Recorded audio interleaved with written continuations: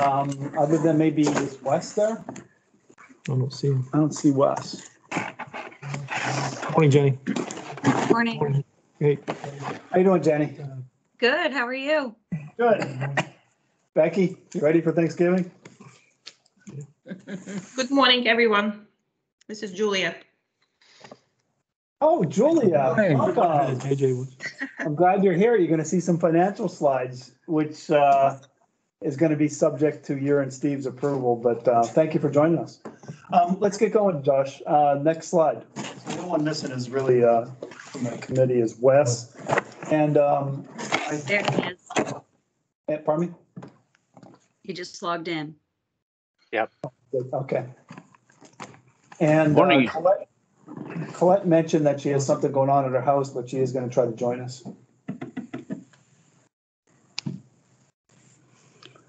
All good to go?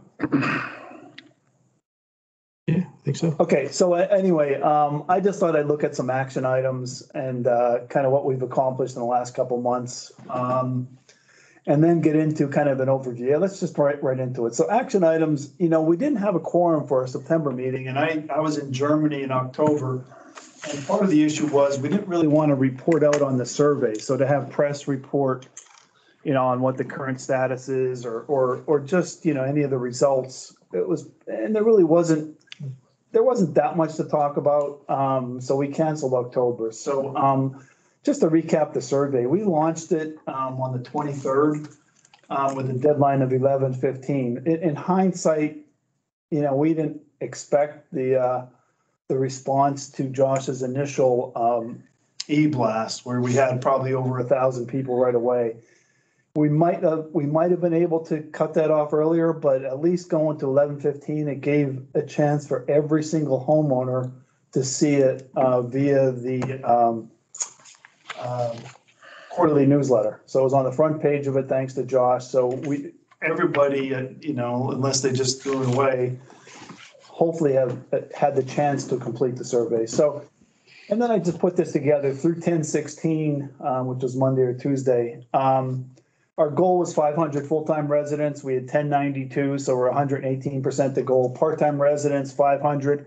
And that was a little bit slower to get. I think the newsletter helped push us over, but we were close to 500 before that hit, and got up to 692. So we met the basic goals there in a big way. And like I said, we're up over 1830 today. I think, Josh, you said the last one was closer to, it was 17 something. It was 1,773. Okay. So not that was ever a goal of ours to surpass it. I never expected we would. But the point, I guess, there has been, people are receptive to doing it online. I actually, the gentleman that called in and complained that he couldn't complete the survey, I interviewed a blind property owner yesterday, and he was so appreciative. But when you think of disabilities and when you think of that type of thing, he, normally I guess he would be able to do it, but I took his information over the phone and entered it, and he was so appreciative of it. And, so positive. He was a guy that didn't use the amenities, but was very supportive of continuing investment. So, and I think those of us like Rob and Mo that entered the hard data, it gets you close to the numbers and gets you close to the comments, which is kind of interesting. Yeah. Like some of them would just be really positive on Ocean Pines and then just blast on a bunch of other stuff, or real negative on Ocean Pines and then give it 100% rating for recommendation. This had to be one of the, Oh my God. yeah, tell me. Wow. You've been really busy. Holy smoke. You like that one? Oh, that was somebody's hard copy. Is that what that is? Yeah. Oh, my gosh. But yet, they rated the community at 100, but it was that was somebody's hard copy. That was the worst, right? And, I think by those that looked at the hard copies, you see the chance for error. They didn't necessarily sometimes fill out every single comment, or they would skip questions and things like that. So there's error when you have hard copies. Plus, if I might have made a mistake entering the data, there's a couple errors there. And there's probably some disadvantages of online as well, but overall, it seemed the hybrid approach worked really well. Next slide, please. Again, hard copies are only about 60. I think we over planned for that. We printed several hundred. We had the cards made up, which I think helped, but we, didn't really need to print 300 or 400 up, but we did make them available. I just want to thank everybody. If you remember, we started out, I think Helen, you were the big owner. I kept on saying, let's go slow to go fast. And we might have had 3 or 4 complaints on the survey. I know early on there was 1 or 2 people that had technical difficulty. We figured it was something with the computer. And, if you don't answer every question, it didn't do it. But, there really wasn't, that I know of, any grammatical errors. It was simple. We had great response, and all those things contributed to the success of that. And went through many revisions of it. As tedious it was, I think each of us brought different skill sets to it, which made it a good end product. So I just have a couple comparisons here next. If you hit the button, I think it will show up, or maybe.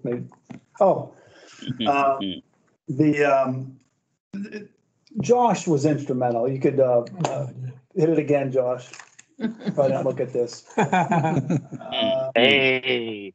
And we actually did this back in September when we did a forum, but he saw the survey 2 or 3 times before you saw it. And he really has a strength in communication, which I don't. I mean, as far as grammatical and a whole bunch of other stuff and catching things, and definitely put more time than any other individual on this committee with the survey, in addition to the communication plan and creating all of that and executing that. So it wouldn't have been nearly a success without Josh's involvement. So thank you, buddy. And I think he's happy to be part of the process too, right? He sent me a love note the other day about how much of a pleasure it's been. Don't leave the committee. You were talking about the boxes of hard copies still left over from the last one, so. Yep. Anyway, let's move on. I think we have some work to do here. Strategic plan process review. You've seen, next slide, the just 5 or 10 minutes on this. Just as a reminder, this is my slide from Hershey when I taught strategic planning, but we're still in that assessment of situations, and we're going to talk about the 6 C's next. Crazy. But we're getting close, and you'll see once we go through the next couple slides that we're getting close to making some conclusions and implications. Next slide, please, Josh. We have a lot to talk about in this meeting, so maybe we could make up some time here. So you could skip through, but I started out within business having these 6 C's: consumer, competition, category, company. Those are things, and we sort of try to shift them over to Ocean Pines. And so for Ocean Pines, we said, next, just hit the button. The ones that we looked at were consumer, the homeowner survey, and that certainly will be the biggest aspect of what the priority should be, and really help to drive the strategic plan. The category, Mo and Helen are working on summarizing. I look at that as category and competition. You could probably look at the benchmarking we did, and if we could summarize that, that will suffice for category and competition.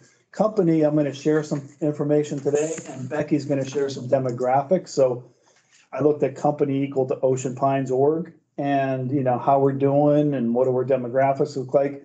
And then culture, thanks to Helen again, I think we'll drive, we'll identify culture, but by looking at the survey, and it will help to suffice that. We still have to go back to the mission and vision at some point, but you really shouldn't be doing that until you have the survey results. So once all this is done, and you can see the consumer part is done, we'll cover some information on the company today. Mo and Helen will work on the category.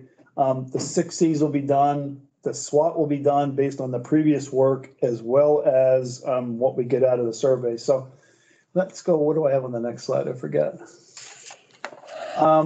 We quickly move down. Once we look at those 6 C's, let's say the next month, and complete those and summarize the survey, we'll be pretty much there as far as what our recommendations are and conclusions. So we're close, and the survey was a big piece of that, and it took some time, but I think it was a great success. Thanks to everybody. So let's take a look at, I think I have a couple slides on financials next. Yeah. So very preliminary. So Julia and Steve sent me some information on a 5-year trend on financials. And I think sometimes these are hard to read, but if you look at the bottom line, prior to 2018, basically Ocean Pines was losing money. You know, I mean, they weren't in a good financial position. You know, for 3 years in a row, we've been positive. And so again, 3 years of positive financial performance. So you can argue that and this is excluding PPP. So you take PP out, any funds get. So it's somewhat apples to apples. Now, we did go through a pandemic. But, you know, 1 or 2 years before the pandemic hit, we still had great numbers. And even with the pandemic, you think of participation down, cost might be down, cost might be up. But I think the headline is more than in the past 5 years, we've been in a good financial position. And I'm open for discussion here. And these are all subject to, Julie, I wanted to review these with you and Steve. And I had a couple questions on some of the slides, but I wanted to put the data that you gave me into a slide of what this could look like as far as a headline. I'm just curious, and I'm trying to remember, what would have driven the spike in expenses in 2018? Was that the clubhouse, maybe? I don't know. Any idea? Perhaps. I don't know. Just curious, though. That's a question we could, I have 8 questions to ask Steve and spike in 2018. That's, yeah, if I'm reading that right, yeah. Yes, and I'm sorry, I can't answer this question. It was before my time. So I would have to get more information to get you that answer. I wasn't also in 2018. Yeah, So I'll add it to my list of questions, Julia, when I follow up with Steve. Okay. Next slide.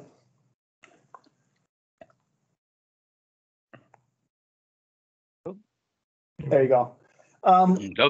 One back, yeah. So this is, negative is good in this situation. And as much as I looked at financials throughout my life, I was never a financial guy, I was a marketing guy, but negative isn't good in this situation. So all the ones that are below 0 are very positive. So beach parking and marinas, you can see consistently positive performance. And then when you look at total amenities over the last 2 or 3 years, they've been pretty positive, you know, overall. Again, what last year was in a pandemic. If you look at, I'm sorry, guys, but these 2 numbers, and I don't understand exactly what all goes into this. That's why I want to ask Steve. But, you know, I think many people in the community think amenities are what's killing us, or amenities are driving our costs up. And based on this, I would say, well, first of all, I would say beach parking and marinas just kick ass consistently. Maybe you could argue that their costs are too high and maybe they shouldn't be making that much money, or they shouldn't be that positive. Where other ones, you can see golf, and I know golf is having a great year this year, but it's consistently been up there on the negative side, even though it shows positive. So the point of this was trying to say, you know, beach club and parking and marinas are consistent stars. And then if you look at the next slide, and I wasn't sure which one I wanted to use on the next one, I think I'll skip this one and go to the next one. I have 2 versions of the same data. Total amenities represent $4 or 0.5% of assessment fees. So we have a lot of amenities, and I'm not sure how they're all accounted for from capital spending, like on the golf course for that. But when it looks at net operating results, amenities represent hardly anything when it comes to it. So I know we talk about pluses and minuses of amenities, and I have a number of questions. I basically took a bunch of spreadsheets and converted them into these slides. But the biggest expenses are police and fire and EMS, reserves, and kind of money for investment in the future, and then all of the departments. And Steve got back to me on all the departments. It's basically everything else. So administration, these buildings, public works, all that other stuff that ends up into that. So I guess I was just trying to, I don't even know whether I'll use this or not, but the point is, to the community, I just think they feel that amenities are killing us or really hurting us, and that's not the case. But you know, Any this que- has always been the case, and over the years, at the annual meeting, they've had a nice little breakdown of, you know, the total assessment amount, how much goes to police and fire, how much goes to amenity, and it's all the amenities have always been such a small part, and people do focus on it, but it's true. I mean, seeing Yeah. something like this is good, and it may be helpful maybe at a meeting time to have a picture of it. But that little breakdown that's been included over the years is so helpful. Yeah, And if I can add to that, the previous, one or two of the previous slides showed that the golf course was making substantial yeah, money. And if you talk to just general people in the community, a lot of them don't use the golf course. They don't think we need to have it. They want to convert it into something else. And in more rational people's thoughts, the golf course actually adds to the value of our homes and the desirability of the community, and it's a big asset. So I think it would be important to point out that golf in particular is making money and not a cause for alarm. yeah. I'll make a point of that, and is there some way we can show that? I don't disagree. There's also in that question 9, at least I noticed it in the hard copies. Becky, your microphone is off. I got it. Thanks. Well, on question 9 there, it had a situation where it says, it's asking you about the amenities and whether or not you use them. And I was surprised the number of people that answered, I have not used this amenity, all the way down the line. Correct. I think that Well, I think that's, Correct. is a But I- great observation. And I think that observation, which is data-based, is feeding into the lack of knowledge among the community members. And when they haven't used an amenity, there's a possibility that they're transferring that to the fact that they think that the amenity is not worthy of being here. And that is a perception that we can work on by showing them the data and showing them the budget and actually showing them what's making money and what's not making money by using the data that we have. So we change thought perceptions by using fact. And that's the beauty of going through this analysis, is looking at the numbers and telling us what the numbers say. And these numbers really do have a story. It's very interesting. And I think, you know, we all will have some enlightenment today, but I also think we're going to go, yep, that's what I thought, you know. So I think that's a very good observation, that there are a large portion of this community that's not using the amenity. In a creative way, I think, of presenting that data, because John Viola every month, you know, and it's out there, the financials are out there, and you can look at it and see, you know, we're making money, but yes, the amenities aren't used. So somewhere else, maybe in the quarterly newsletter, somewhere, you know, there could be a better representation, because some people just don't want to look, you know, at all the, you know, looking what's the pluses and minuses. And not to disagree with Mo, but I think the hard copies especially. Age, the Age demographic. and- yeah, the demographics. Because we have most of the amenities, I mean, we got 200, 250 responses on the customer satisfaction piece. I mean, we got enough to say basically over 100 probably on every amenity, I think. You know, but on the hard copies, it was easy to, Yeah. they're all, don't use them, so it was easy to enter the data. Yeah, a lot of don't use. Though, and the ones they did use was like the walking trails. Yeah. Right. Thanks, by the way, Rob, for. Yeah. Yeah. And the fact is, no matter how much information you put out, a lot of the people that complain don't even bother to get the information. They just complain from their guts. So you're never going to Yeah. stop, no Yeah. matter how good a job, no Apathy- matter how good a apathy. job you do. But I think it is a good idea, obviously, to put this out and even maybe break it down a little more than that slide that we're looking at right now does, because it, you know, all other departments, you know, doesn't tell you that much. It'd be nice to know what's public works and what's administration. you know, and have that data, you know, for the community. And again, you're not going to stop everybody from complaining, but I think it's good that people know. And I think somehow we need to keep reminding all of ourselves that these amenities is what makes our homes valuable. You know, it increases the number of people that want to look to come to Ocean Pines, and therefore, you know, it benefits all of us who are homeowners. Great point, Wes, and I will break that out. Again, when I put this together, all others stood out to me. I asked Steve the question. I don't have the exact breakout. He told me what's in there, but I don't have the numbers to break that out. So we'll make sure we do that. Great build on that. Welcome, Colette. Hope everything's okay there. Yeah, thanks. Josh, is this being recorded? Yeah, up at the top. On the top. Okay. Yes. Yes. I just have to watch my language, I guess. Because it's okay. I mean, we're good at recording all this.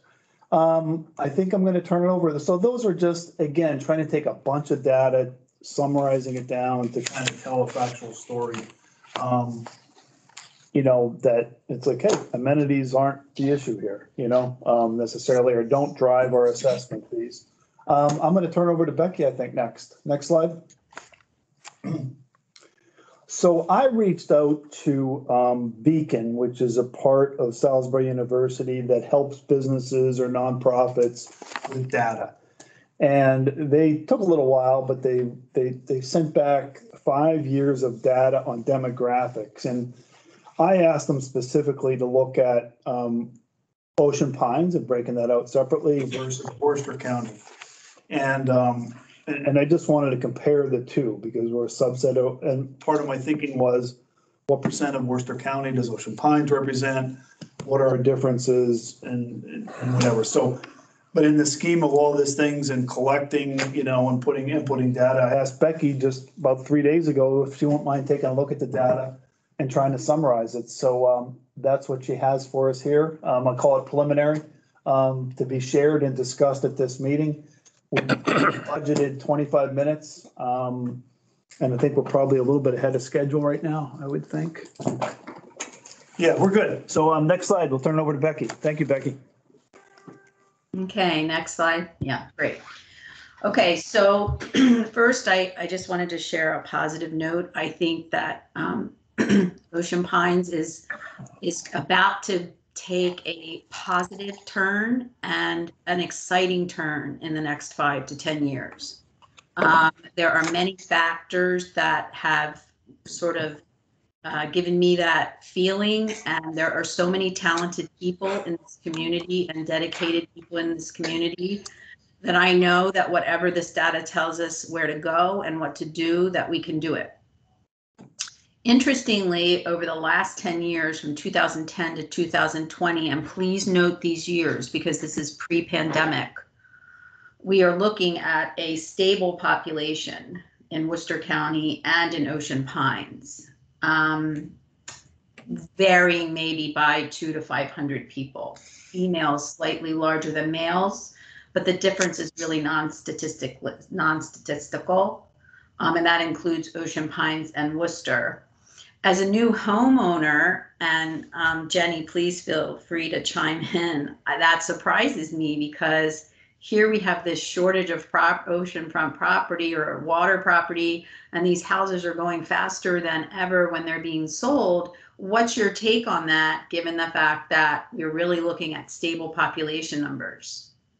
Well, I think that everybody can work, a lot of people can work anywhere now, at least part of the time.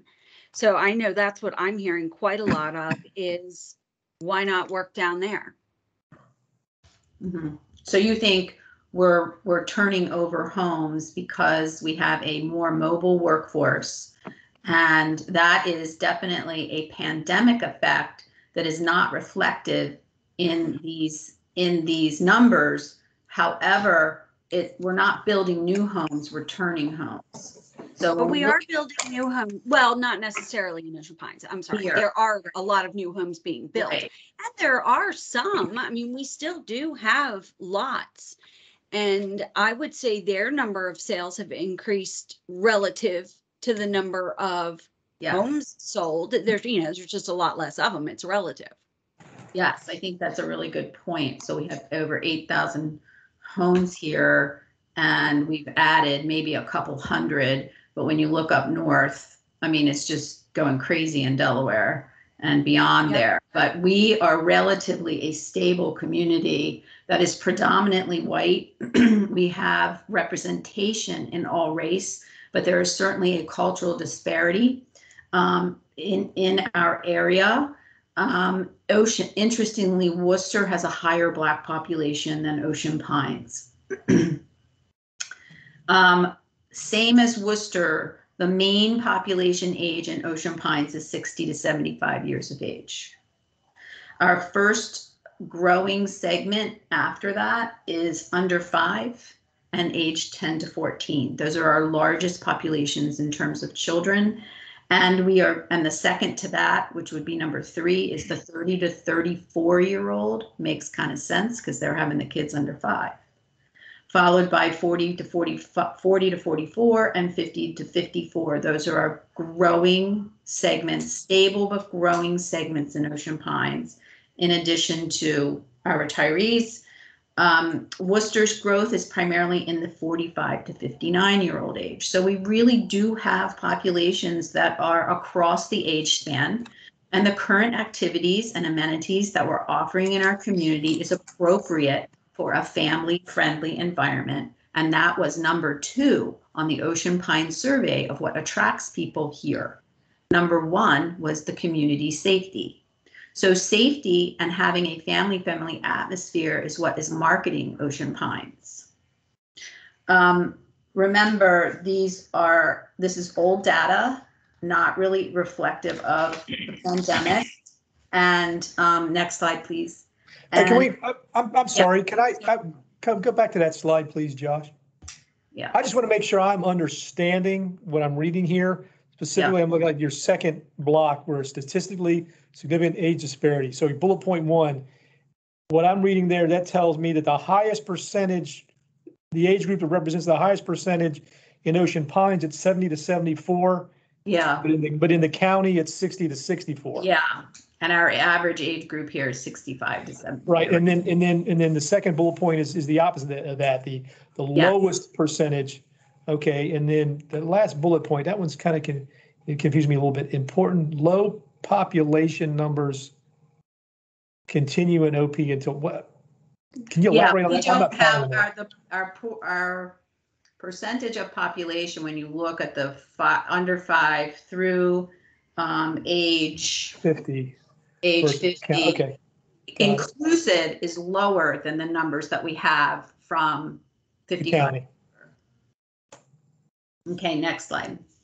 I think the takeaway from this slide, that slide is that whereas we do have populations that are representative of all age groups, we have an aging population in Ocean Pines. So does Worcester County. And that fact is going to perhaps drive some of our mission and our vision and our strategy as we move forward and as we also look at the survey results. Yeah, it doesn't surprise me that, our demographics are older in the Pines because, people, I was here when Boise Cascade was selling the first lots. I didn't live here, but I mean, I'm familiar with it. And it seems to me that this was sold as a retirement community, with the amenities, particularly because it was planned around the golf course. Go back to, how this place started. So it doesn't surprise me that it's that way. It also doesn't surprise me because, and things are changing maybe because our new way of doing things, we all can work from home. But back in the day, you couldn't work from home.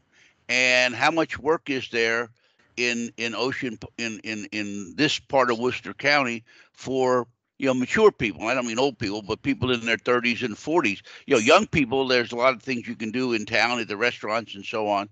So it just, I mean, those numbers don't surprise me in the least. If I had to guess ahead of time, I would have guessed all those numbers.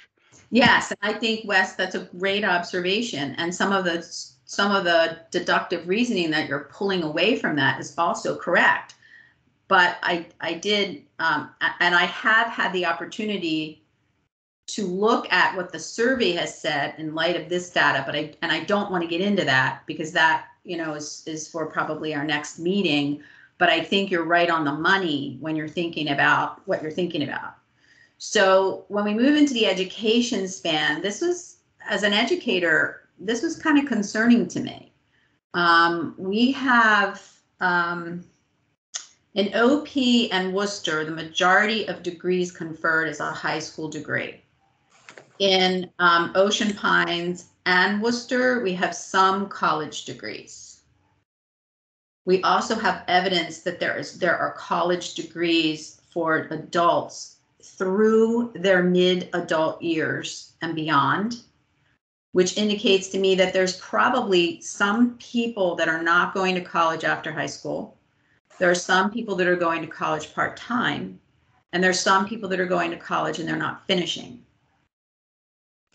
So the educational issue in our area and in our county influences income, ultimate housing, and where this county, may or may not go. And Wes, you made a really good point where the young kids have a lot of opportunity for part-time jobs in Ocean Pines as well as over in Ocean City, and that's fueling them. But we also have families that are probably getting these jobs too. And when we're off season, those families may or may not be struggling. So we have at both ends of the age continuum the potential for social needs in those two age groups. Mm-hmm. And the fact that Ocean Pines contributes to multiple organizations that support education is something that is, again, family friendly and hopefully will continue. So when we look at this educational outcome, we need to look at some root causes, but it indicates to me that we have a lot of adult learners in the community, which is exciting, and adult learners bring different things to the marketplace. Next slide. And this was pretty much reaffirming what I just said, is that we have all of our kids in high school, but when we get to the age of 20 to 24, we have a significant drop in school attendance. We have a very relatively small attendance in graduate school. Next slide. Okay. Okay, income and housing. And I think that this will follow what we're seeing in terms of demographics here and in the county and where we are in terms of some income observations. So interesting to me, in the first line, the data showed total occupancy status for OP and vacant status, occupancy status in OP, as well as Worcester County. And Worcester County is higher than we are, but I don't understand that disparity. Can somebody help me with that? Say that sentence one more time. So their total occupancy status is 8,897. And there's 5,560 homes occupied or whatever, residences occupied. But the vacancy status is 3,337. Or do we have 3,037? Do we have over 3,000 homes vacant here? They must be part-time. Part-time. Yeah, that's gotta be. I don't understand. They don't Be part-time residents. Like they might count my house. Yeah. They may count my house as vacant because it's a second house. That's the only thing that explains that high of a number. 55, 60 are primary residences and 33, 37 are secondary. That's the only thing that explains that, because obviously half the houses in Ocean Pines aren't vacant. I wasn't sure about that. And when you look at the stats, Worcester has a higher percentage of that than we do. Which would make sense because Ocean City is part of the other numbers. And there's going to be a huge vacancy rate in Ocean City too. Okay, great. Thank you for that clarification. So just building on that, and I think that's the assumption. Do we have any other data that knows? I was always curious about this, the percentage of full-time people and part-time people, and whether full-time is growing. And this is the first time I'm seeing that information. Josh or anybody else, do we have that? Does that information exist anywhere else? Like, if we believe that this is true, it is good data. And we got to believe that it's full-time versus part-time people who claim their residence here. They would be the full-time occupants, but. You know how you could figure that out? Worcester County has a homestead credit. So you could probably go to the county and figure out how many Ocean Pines residents get the homestead credit currently versus any other year. And I also think it's really interesting. Don't forget, look at these years of data. It's 15 to 19, Bernie. And I think when we are looking at 19 to 21, there might be a shift in that toward older individuals, the middle age to young, older, whatever you want to call us now, retired people coming in because they're the ones that have the savings to buy the homes. They're the ones that have the savings to buy the turn. So I would say that you're steadily having people like me, newly retired or earlier, 5 years earlier, 10 years earlier, buying these homes. But you never know because our statistics say that our growing population is in the kids. This is in the lower age kids. So you're having young adults come here too.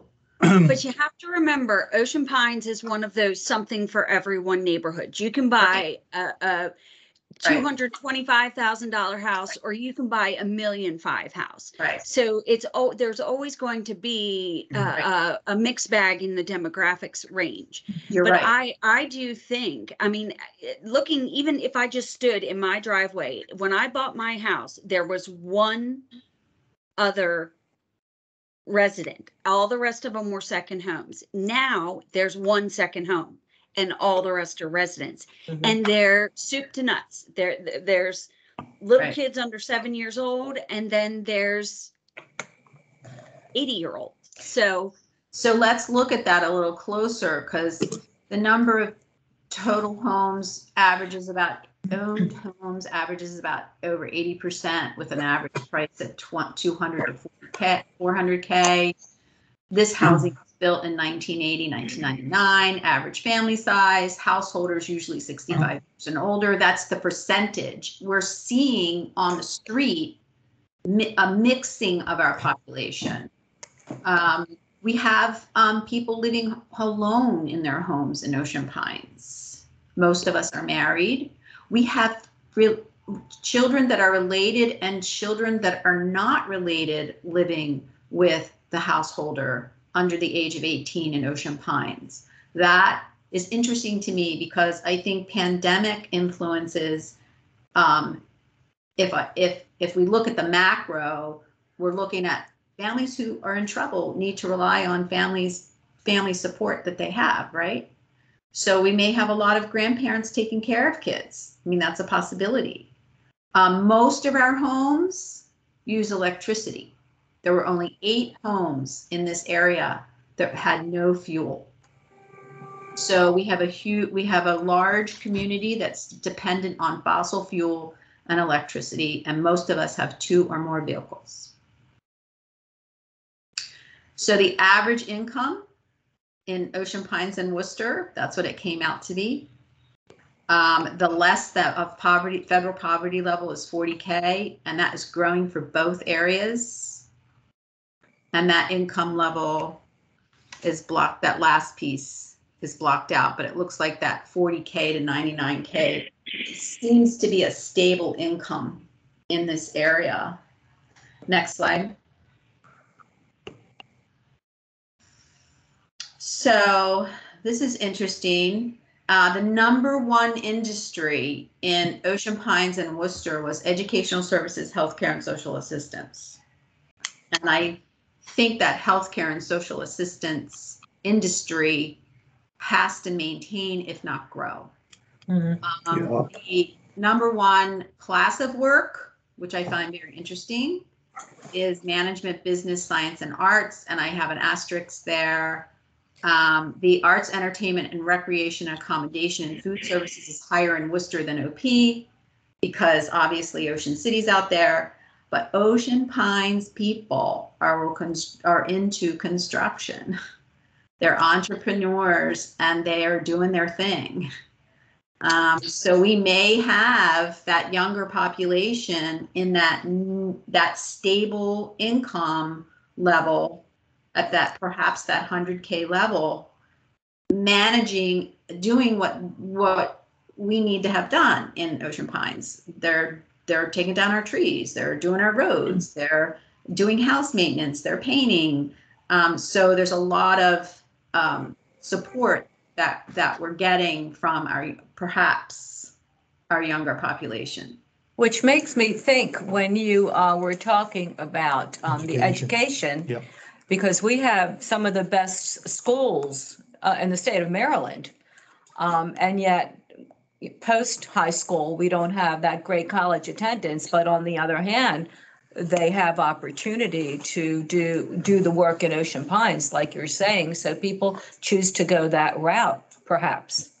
Well, I think that's a great observation. Next slide.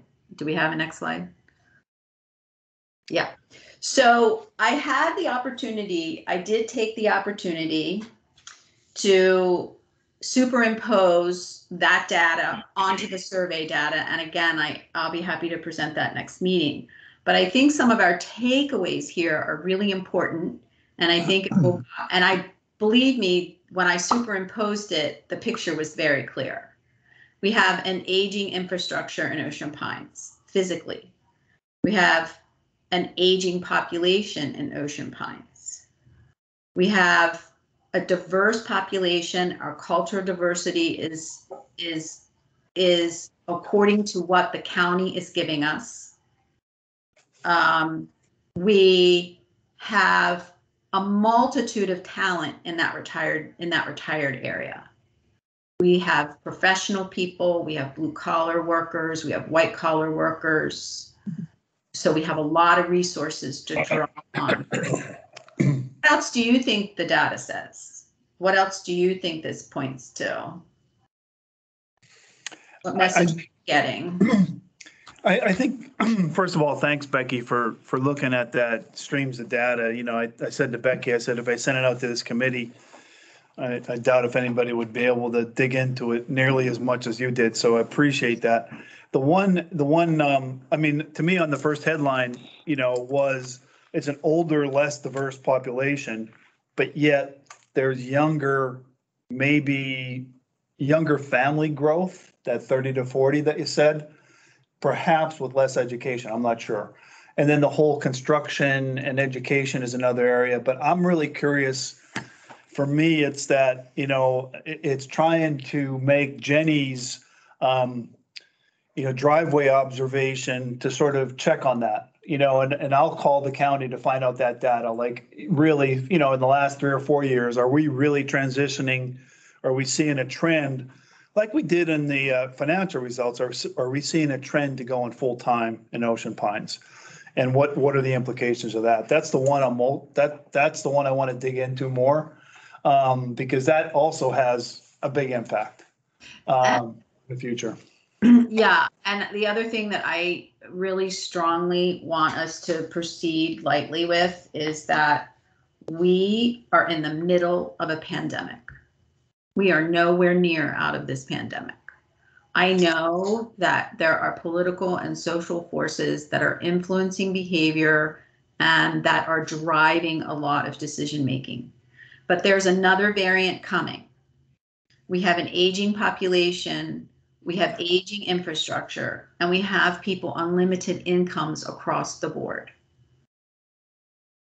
So just think about those three things. The fact that we're still in a pandemic, and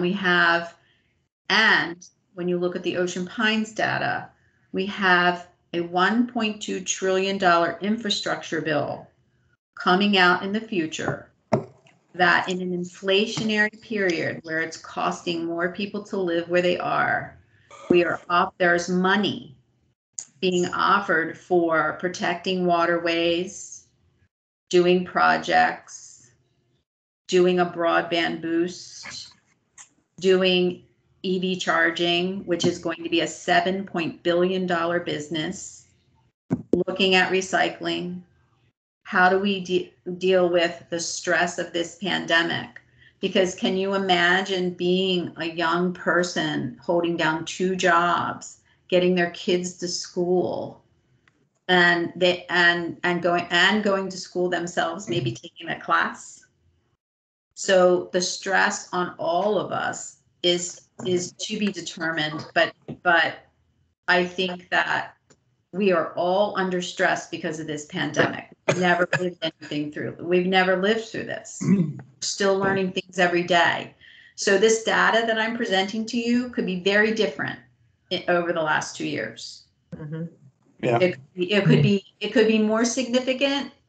It could be less. But my gut feeling is that we need to be very prudent moving forward. Yeah, I think one of my other. Why there's not a pursuit of higher education. They don't have any money. They don't have Yeah, any but money, and they you're don't have. talking about currently. These numbers are pre-pandemic numbers. I'm just curious about that. I think you're looking at money. I mean, when you look at going to school and taking a course and having a family, or being single and having a part-time job without help, and you don't have any money coming in from anywhere else, you can only take a course at a time if you don't have any help from anywhere, and it takes forever to get through school taking one course at a time. So there's lots of things that feed into that. Maybe junior, what we call junior college is very popular here. Maybe they're going to trade school and getting out, and they have their trade. That was not reflected in those stats. Didn't come out. It came out as a bachelor's degree. It didn't come out as an associate. It didn't come out in any other way. That's interesting. Yeah. So. Right. So do you think the data, and again, Vicky, I just hand the data over to you, is capturing, say you live here, you're 40 to 50 years old, you have 18 to 22-year-old kids that are in college. Is it capturing that, I wonder? No, it is not capturing the percentage of children in those households going to school. Now, the universities may be able to give some kind of data help to that. But that also brings up another thought to me is, I look at who's bought the homes, like in my area, and the individuals that have bought homes in North Ocean Pines in my specific area are from out of state. They're from up north, and these are secondary homes. And they're not primary residences yet. I think there's an intention for them to become primary residences. And those individuals, corporate individuals. So we are attracting people from other areas to our area, despite what this data says. And like Bernie, I think that's really important. You want to know somehow through that, and Jen, somehow through that homestead credit, to find out a little bit more about our residential status and home purchases kind of thing. Well, and I think kind of like we were talking about before, you're in a waterfront section, so the price point might be a little bit different. I'm on a non-waterfront section, and my experience is very different. Some are locals that Right. are teachers and work at the university, and they're professional people that Right. are full-time. And I mean, I think one of them or a couple of them maybe moved from up north, but they're working here or in Salisbury, Right. And this is affordable housing. Right. And I think that disparity in what we just talked about, that housing disparity, is not reflected in statistics. I think you're right. So, and that's why we have the disconnect when we talk about Ocean Pines being a family place, and that's what's drawing people to the community. But our housing, but the statistics aren't saying that. The survey is actually saying that. Yeah. And interestingly, Wes, you talked about the golf course when we first started. So this and the racket sports on the owner survey was striking to me. There are almost 70% of our members are not using the golf course. Right. Almost 85% of our members are not using the racket club. But the golf course and pickleball are our highest revenue making amenities. But the residents don't want us to put any money into those. So clearly there's a disconnect between, as many people have said, is how can you explain that to the members of the association to say, you might not use this, but it's good for the community because. Yeah. Becky, This is if I may when we did interject. the last survey, this is exactly where we came down to this exact bit of information, which is almost nobody uses all of the amenities, but they almost always use certain amenities. And it's exactly what was extrapolated last time. And Yeah, it also So has that's a to be good thing. noted that, can you guys hear me? Yes. yes, Okay, so this revenue picture with golf is new. It's only in the last 2 years that golf has been yielding the level of revenue against expenses that we're seeing now.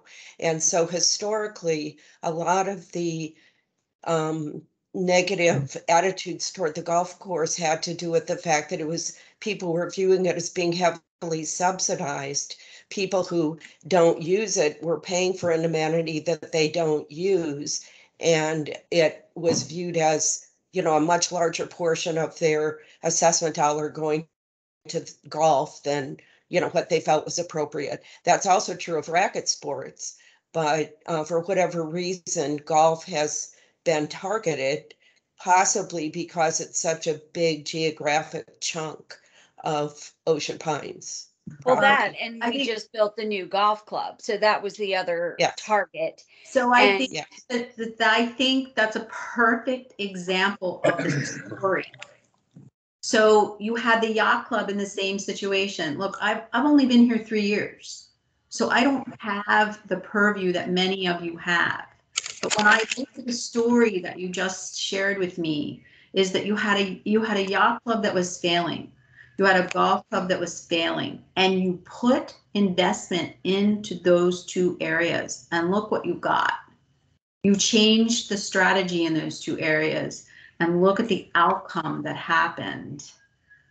Because Ocean Pines is in this unique position. We do have a place in the arts and entertainment and accommodations world.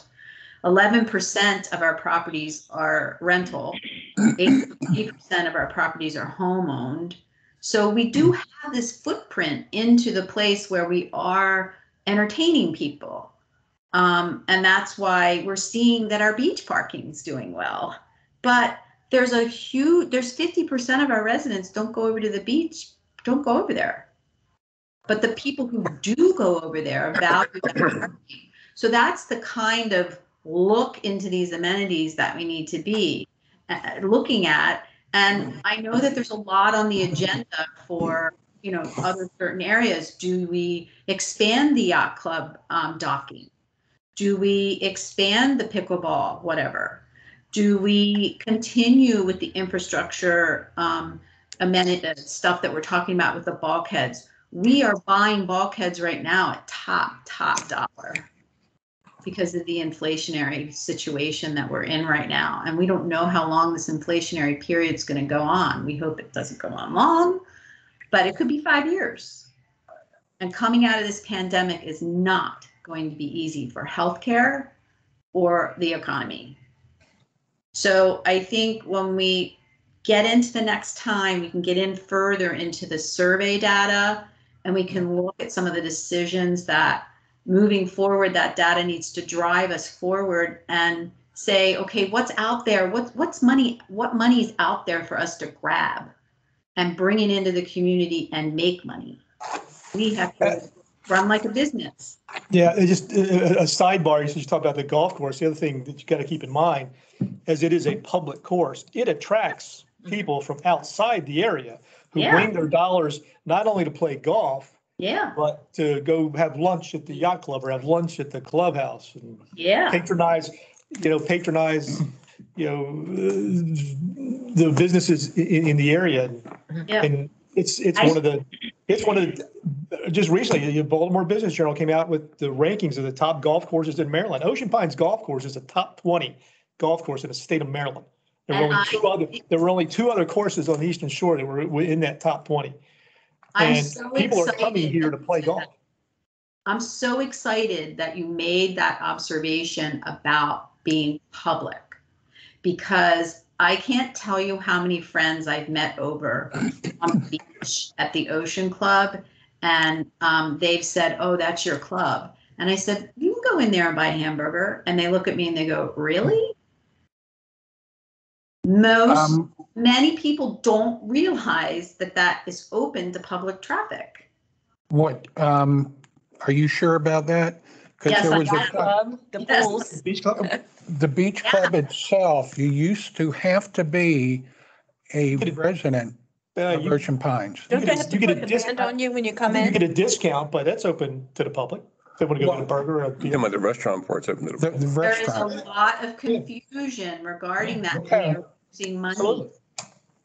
We're losing money because people would go in and buy a hamburger. That doesn't mean they're going in to use the pools because they're not a member or they have to pay a daily rate. It doesn't mean that they're not going in to use the bathrooms because you have to show your card to use the bathrooms. That kind of confusion needs to be cleared up across all amenities so that we let people know we're open for business. Good point. Yeah, good point. I think we need to, any other comments? I think we probably need to move on. Yeah. But I think when you look at the demographics, one of the keys there was just the age of our population. And are we doing enough to support it? And it ties back to me interviewing the blind person yesterday that is disabled. And are we doing enough? Not that we have a high percentage of that, but are we doing enough for the older population? What more could we be doing? I look back at when we benchmarked the villages. They have 3 homeowners associations. One is just set up to help residents in that situation. So, I mean, I know we have, a lot of different organizations that support people and Meals on Wheels and that, but is there something, is it a committee that needs to just focus on making sure that we're, providing for our older residents? Tied to also, we asked one question that everybody fought me on about, are you aware of Ocean Pines, evacuation? Well, imagine those people that, the answer is definitely no. And what about those people that are disabled or elderly? Do we have plans in place to make sure they're like little things like that? Just one of my key takeaways, Becky, was older population. Are we doing enough to support that? The next one will be, what about part-time versus full-time people, and are we making that shift? Your point about the beach club is interesting and confusing. And by the way, they are making money, but they can make more money, as an example. And also just putting the analysis together about the investment in the yacht club and the grill over there and how the golf course has turned around. But some really good work, Becky. Thank you very much. I appreciated it. On the next one, I don't think you guys are ready to present anything, but you get a sense of kind of what needs to be done. Well, I've been looking at it, just trying to decide how to present it, and just to tie, something in that Becky was saying, and looking at all all the communities that we studied, and they're all homeowner associations. They all have safety as a priority. They all have amenities. They all pay fees, varying fees. Some fees cover the amenities, some don't. They all have a governance, some HOA, some have management companies, et cetera. And then I kept thinking, well, what is the one thing that, there are some amenities, of course, they all don't jive, but what makes us a little bit different? And the one thing I was thinking about, and with Wes talking about when Boise Cascade came in, and what Becky was just saying, the one thing that we have is longevity.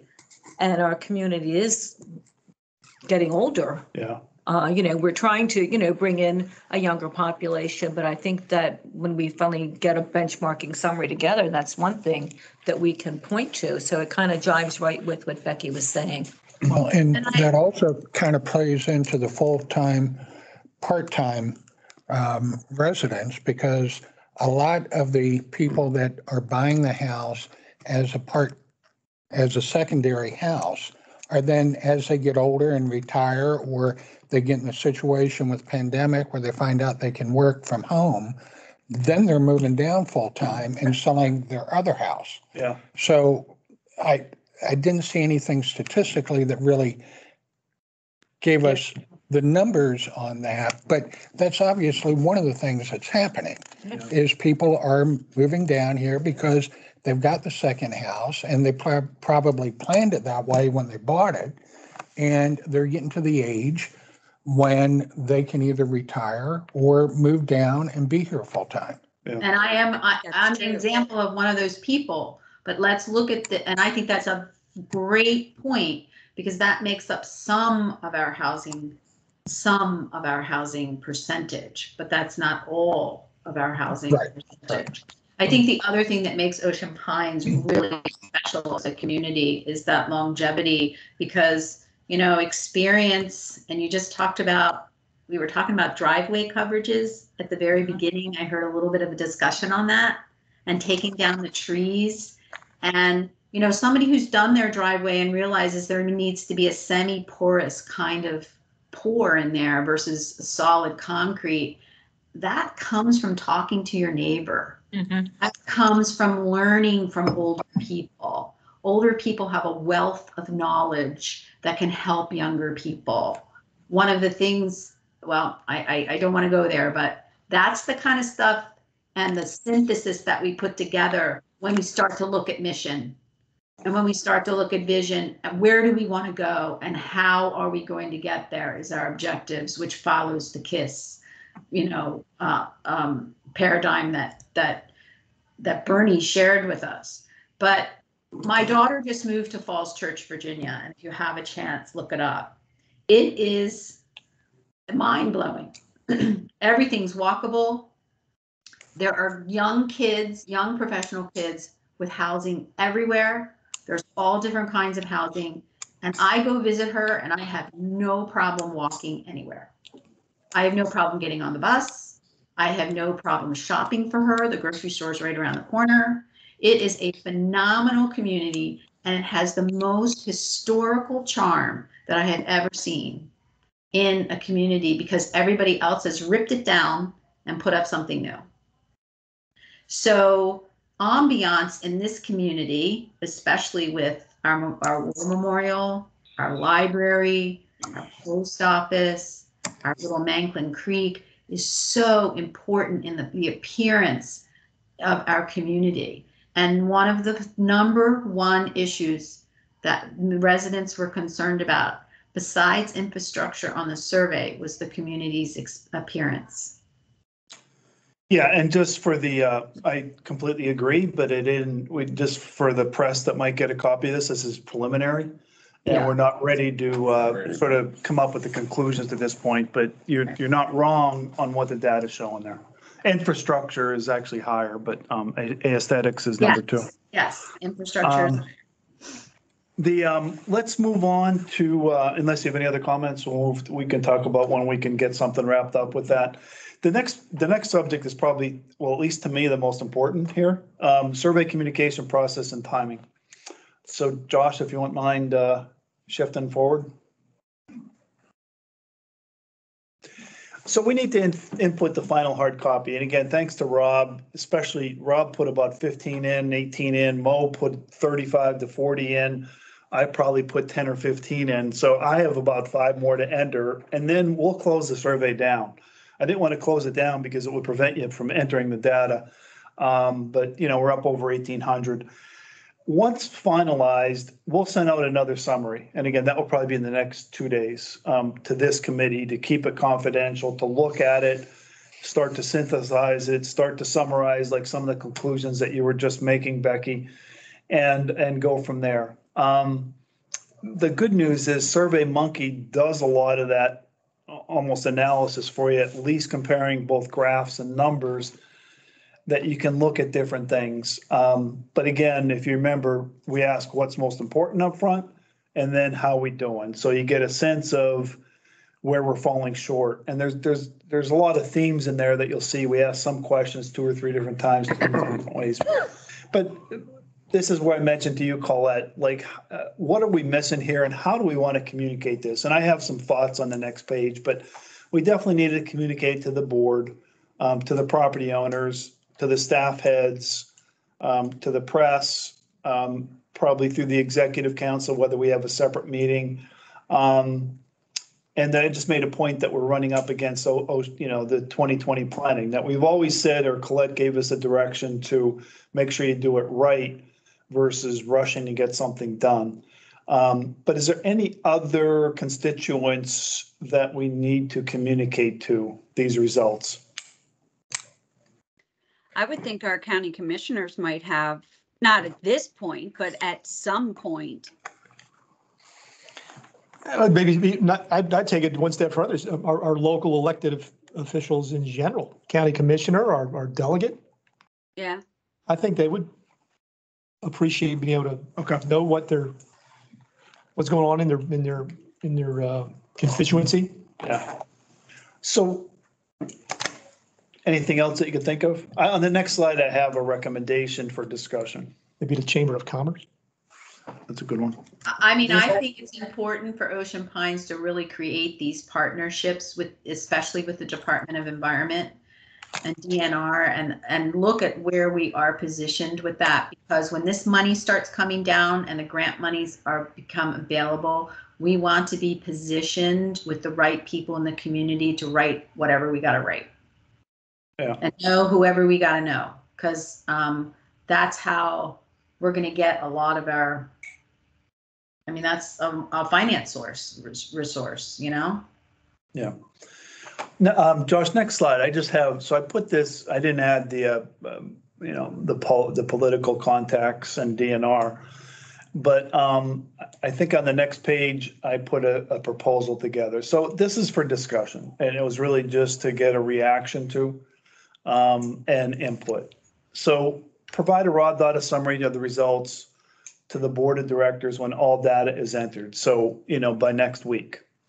So I don't know, Colette, if that makes sense, but let's go through it all. Once finalized, need to digest, analyze, and summarize. So this committee, perhaps a top line sharing of key takeaways at the December board meeting.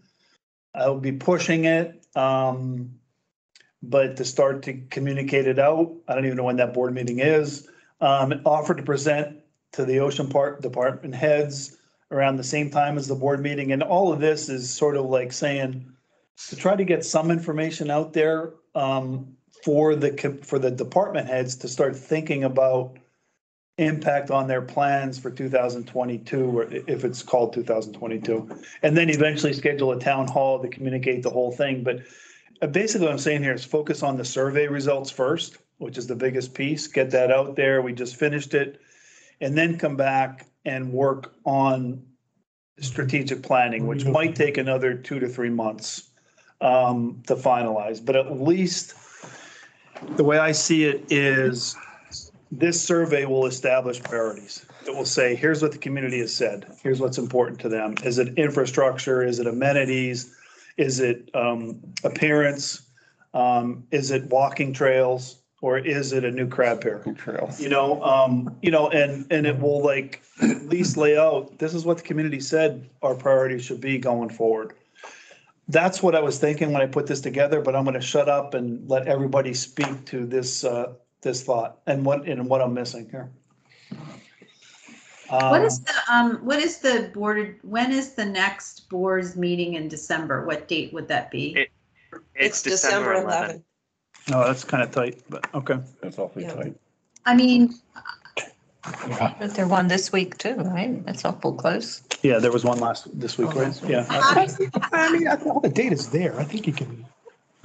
The, how do you guys feel about meeting together to in the first part of December and then going to the board meeting, the December board meeting with it?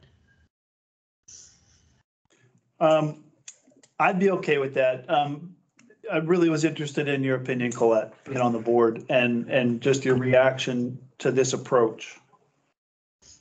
Yeah, I think it's a good approach. You're talking about this impacting not the budget that we're currently preparing, but the following year's budget? Is that what you're? I don't know. I don't know a lot about the budget and the Okay, process. All I know is I think the department heads are supposed to come back in January with their proposed spending.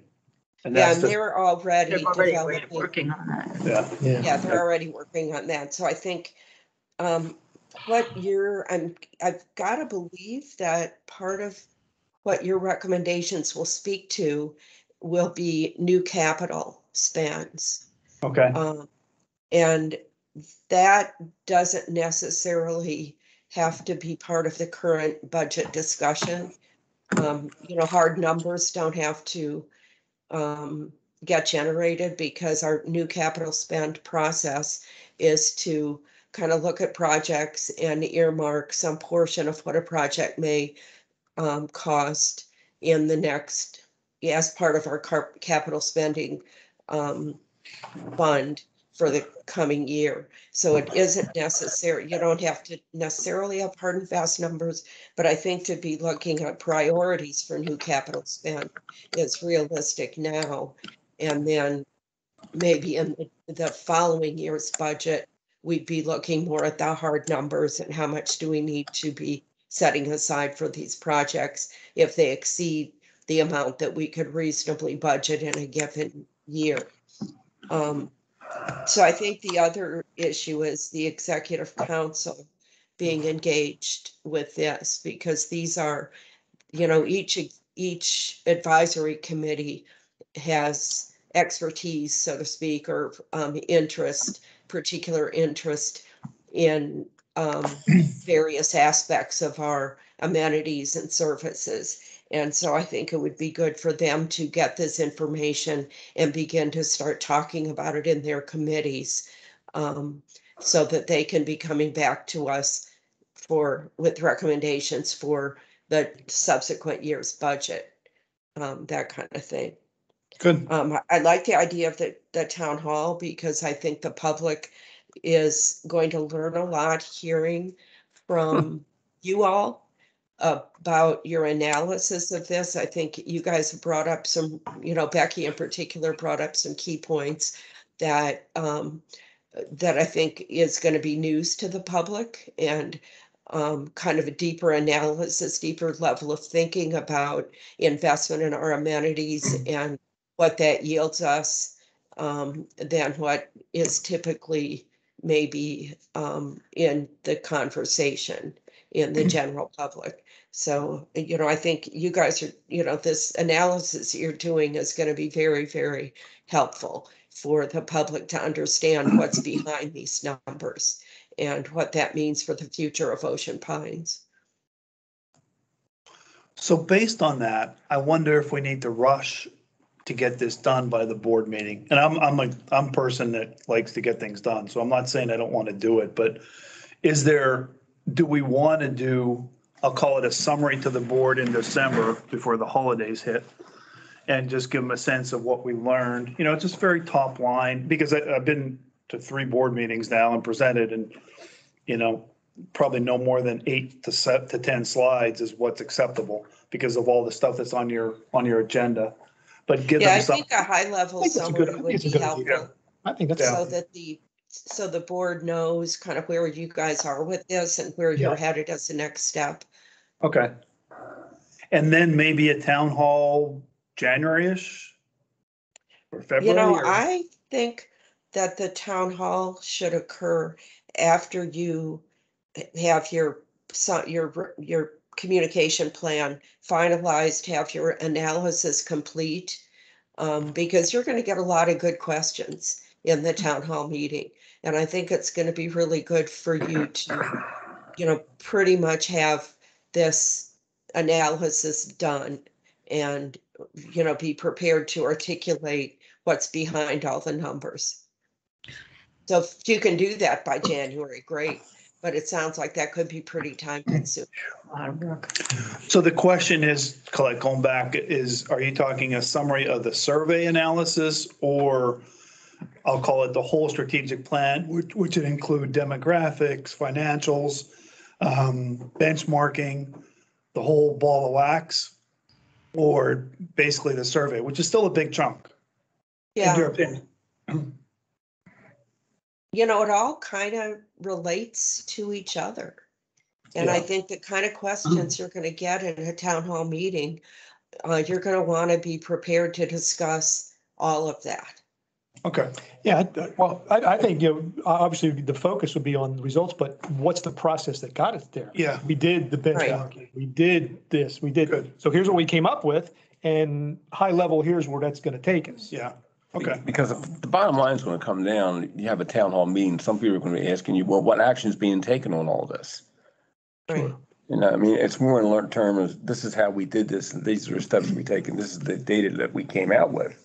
Now it's got to go to the next step. And that'll be, and that will be, I think, important to have, obviously, At the town hall. board and executive council there with, okay, this is what we're going to do with the data, the info, the intel that the Right. strategic planning committee has developed for us as we move forward and make decisions.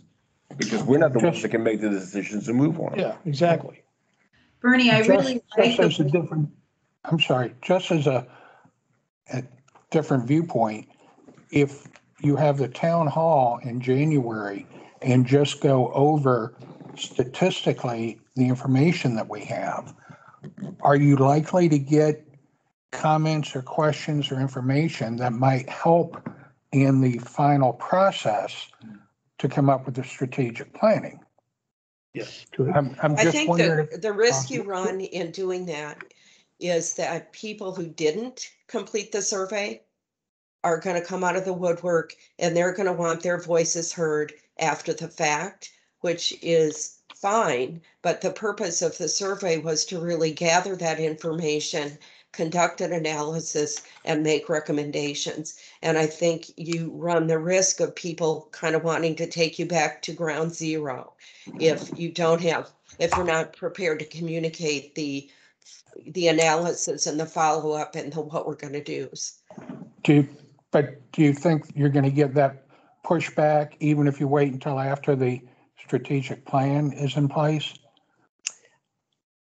You may, You run that risk. Yeah, I'm just throwing that out because I think there's an argument on both sides of it. And I don't know what the answer is, but, you're liable to get pushback.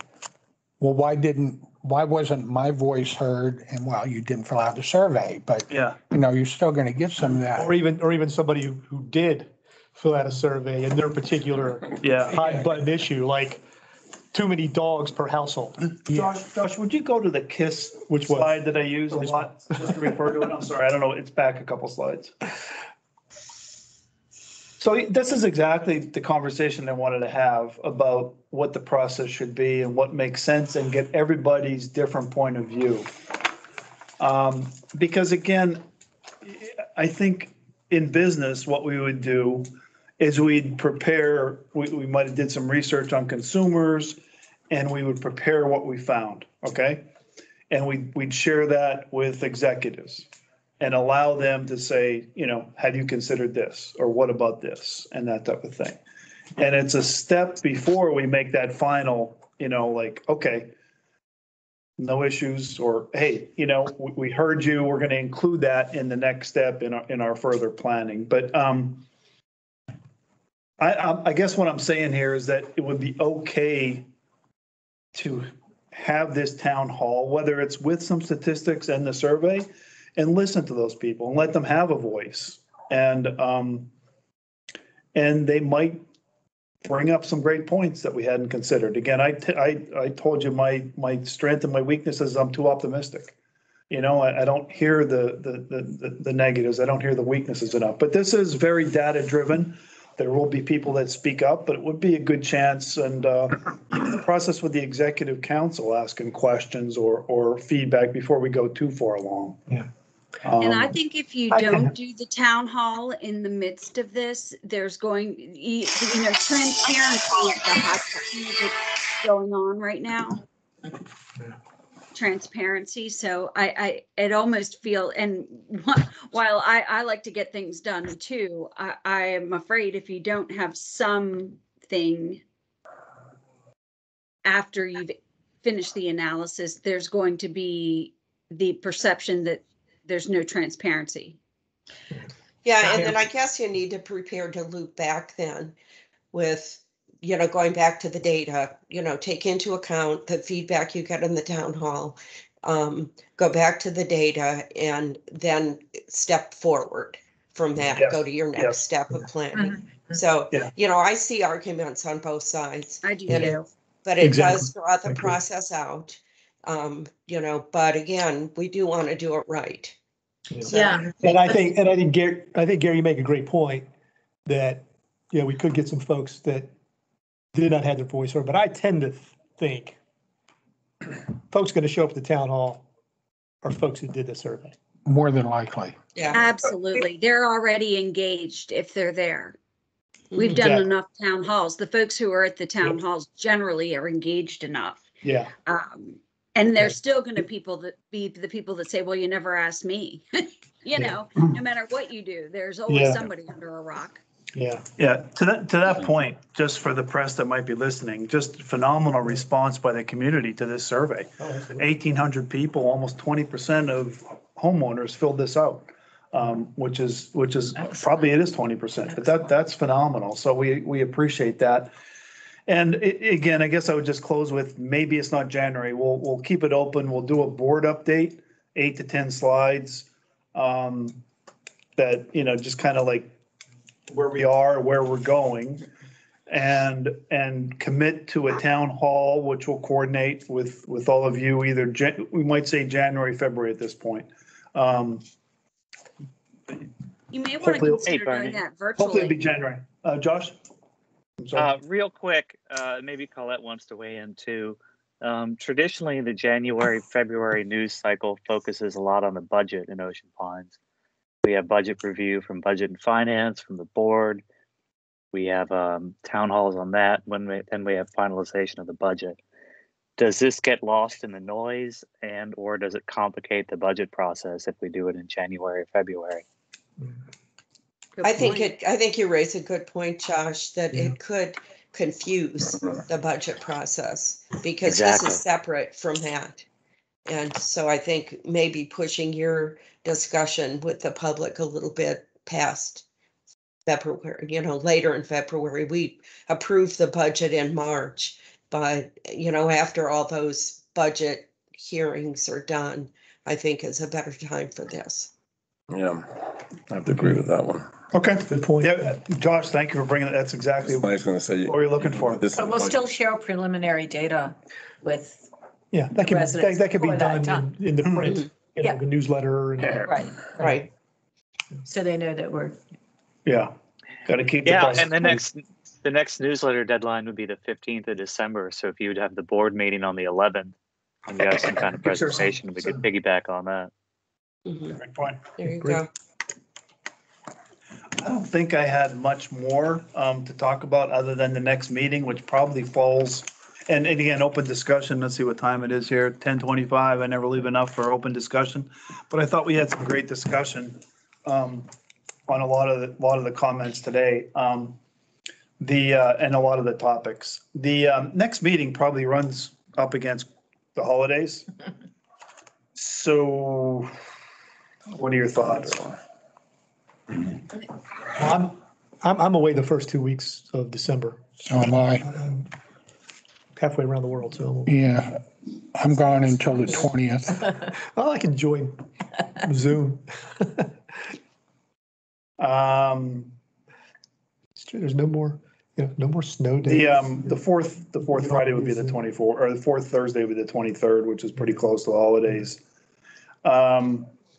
Do we shoot for something on the 16th? Do we even? My only thought is we missed 2 meetings, and so like.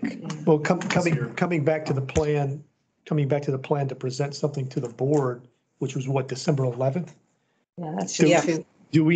Does this committee need to get together prior to that in order to plan for that? I'd be willing to. I mean, again, I'm out the first 2 weeks. Yeah, let's shoot for something like that for those that are available, just to preview what the board meeting is, which actually pulls a lot of what we talked about today together. What our process is going forward and timing. So I would like some input on that, make sure we're buttoned down. And I think to submit it to the board, it's like, what, 3 or 4 or 5 days before, Colette? That's kind of drop dead. I will put it on the agenda when the call for agenda items comes out, which is the like 10 days before the meeting. And then we need to have it to Michelle for her to put the packet out. Josh, that goes out, what, 4 days, 3 days before the meeting? Generally, The board yeah. packet? Yeah, so we So- definitely want to have it to her maybe 4 or 5 days before. So we'll be getting together the week after Thanksgiving, probably, How about the second? yeah, something like, Second. somewhere around there. I'd have to look at, Around what? things, but probably around, December 2nd. yeah. Yeah, that's the Thursday. Yeah, I'm gonna go ahead and put that down. I could join via Zoom for that. 'cause I- Yeah, let's shoot for that, I the leave- second. I leave the 3rd, so I could At do that. 9? Yeah. Although I might be on jury duty. No. First time in my life, I hope. You have to call in? Is that Yeah, what it is? I call in the 30th, I guess, to find out. I think that's about it, Josh. Can you maybe just turn off the recording for a second? I think we're 1 second. about to finish up.